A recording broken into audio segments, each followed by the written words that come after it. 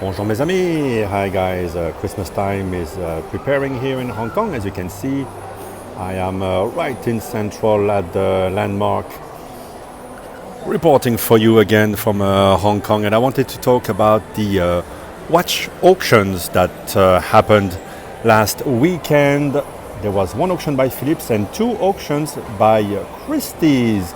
So if you remember a few weeks ago, there was quite a bit of controversy when Christie's was auctioning off the collection of one collector from Oman. It was called Passion for Time in Geneva, and it was delayed as apparently they had to secure a guarantor to take all the unsold lots at a fairly high reserve price, which confused everyone there in the room, and in turn, a lot of prices were pretty much fictitious. So the idea is that guarantor, the reason they did it is because they didn't have enough online pre-bidding, online or on the phone or wherever they get it. And I guess to get the business for the marquee watches of that collection, they had guaranteed a fair amount of Swiss francs to the collector. And they felt that they might be on the hook for millions. So as they do in the art world quite often, they reached out for a third party to guarantee that all the lots would be sold, and the third party would get a portion of the profits on the lots that sell really well, and some of them did. But because it's a quite uneven collection, many lots were looking like they were going to be a bargain. There were no bids, and the only bid that the auctioneer ever got was the one from that third party, Paddle 1013 as we know it, taking everything. Rumor is it was a insurance company. So this is the background for the auctions for this weekend. But luckily things turned out partially well for, certainly very well for Phillips. So Phillips were auctioning watches from different sellers, and it was overall excellent. And I think their estimates, the sales team did a very good job at reaching out to the collectors, and the estimates were right on the money.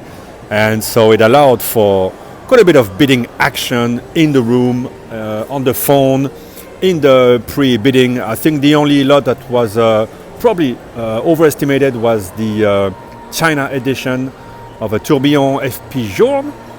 That one in the end went to pre-bidding, nothing in the room, which signaled maybe a slowdown on the part of the Chinese buyers. Also, of course, I did a video about some concerns, maybe by collectors, about FP Journe and his very French ways when he has a little too many to drink at dinner. But I think that didn't influence, because many other Journe watches went for a very good price. So that was not really an issue. I think that watch was just too China-oriented, and maybe collectors feel that the estimate was way too high, something like 6 million or something. And it still went for over 6 million all in with the buyer's premium, which is 27%. So don't worry, it's still sold for a big price. But yeah, maybe they feel like the economy in China being bad, maybe collectors won't be seeking after this watch all that much. It's still millions of Hong Kong dollars in the pocket. So the auction went well. We saw Philippe Dufour. We saw a very good result for Recep Regepi. I think that was one of the stunners. And the headline watch, Unique Patek Philippe, really also sold very well. I think 12 million, something like that. And then on Sunday evening, I realized that Christie's had done the first part of the famous Oak collection, presented on Holding Key, the Oak collection of a multimillionaire from France, many watches kept in a vault for a long time, recently opened up and now being auctioned. Part 1, a few rare watches, some watches by Recep Regepi as Acrivia, and also what was it? I'll put them on the screen. And that one was late in the evening, but before that they had important watches auction, and it went pretty much as good as the one from Phillips, raising 150 million plus, and estimates were well done.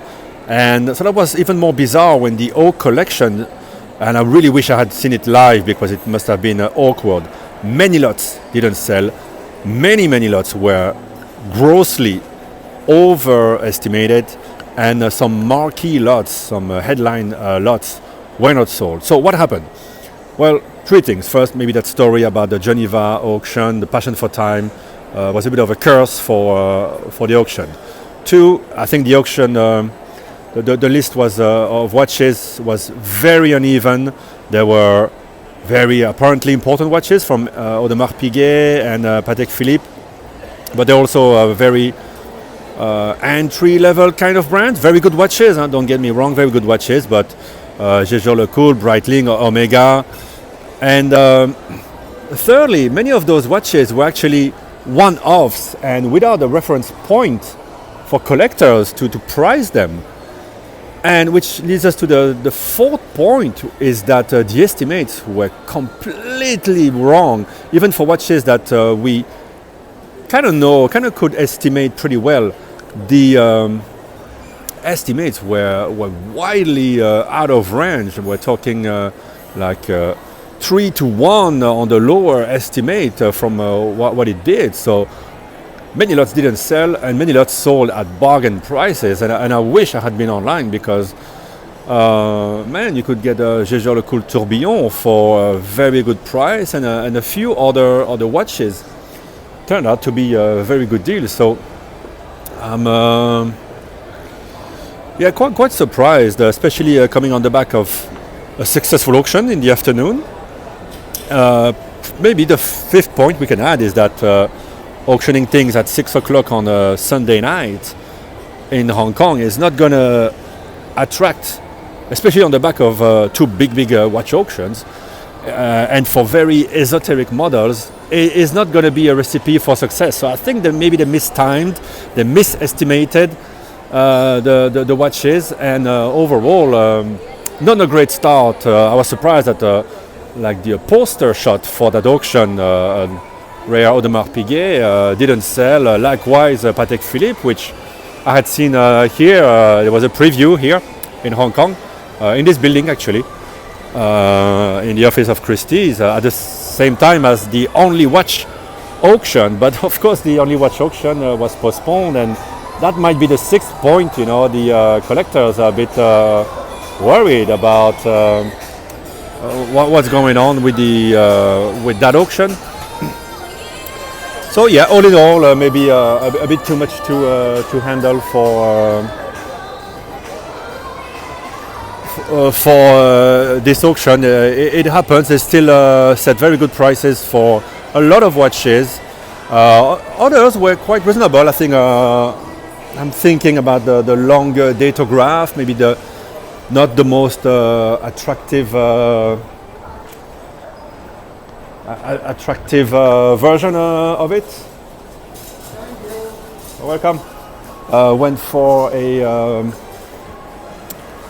an interesting price. There were a few good prices at the Phillips auction, but not spectacular. I think it was more during the old collection. And it's a bit bizarre what this millionaire would buy, because he got very rare things, and like Hermes watches, and they're not producing big numbers, and maybe some of them were very rare, unlike these Tudors here. But maybe when it gets too esoteric, too rare, too unique, for brands a bit soft, like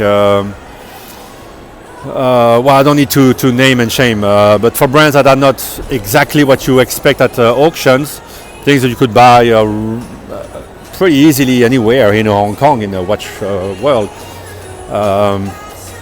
They didn't get any attention. So there you go. That was my impression of that auction. If you have more insight, more info, let me know if you were watching it. Unfortunately, Christie's does not post online the apparently the auctions that don't go well. I don't think we're gonna see a replay of these on YouTube. Hopefully, guys, you get maybe you recorded something live. If you do, or if you were in the room, please share with us. Share it with us in the comments. And there you go. Geneva store, nothing to do with watches. And looking forward to hearing from you. And I hope you appreciate this update. And why do I update on those watch auctions? Was it because I and many of you might be looking at watches, not maybe the $1 million pieces, but the auctions are a very visible reference of the watch market, and it's a double-edged sword after all for the auctioneers. If it goes well, it's great. When it goes wrong, it's bad for them. It is bad for everyone else that holds the same type of watch, and so especially if it's unsold or if it sells much below the estimates, it's a very bad look. So maybe something to consider. Maybe you can still reach out to Christie's to pick up one of the unsold lots, or you can still enter a bid on those, or Christie's here in Hong Kong. And maybe you can get yourself a nice tourbillon. I saw really good prices for some of them. I think my favorite may be the Omega de Ville Central Tourbillon, under 200,000 Hong Kong dollar. That's really a bargain bin price.